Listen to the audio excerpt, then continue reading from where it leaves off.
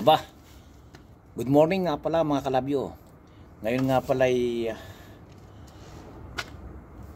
8 ng Marso at dito po sa Italia ay araw po ng mga babae, kaya binabati ko po kayo, ang lahat pong mga kababaihan sa buong mundo. Araw po ninyo ngayon, kaya aguri po. Higit po sa lahat sa aking mag-ina na hindi ko po nabati kanina ng personal dahil natutulog pa. Ayaw ko naman po sila ay may istorbo, kaya araw po ninyo mga kababaihan, binabati ko po kayo. Ingat po kayo palagi, at sa ating mga kalalakihan, mahalin natin, ingatan ang kababaihan dahil sila ang ating huwaran. Yun lamang po. I love you all.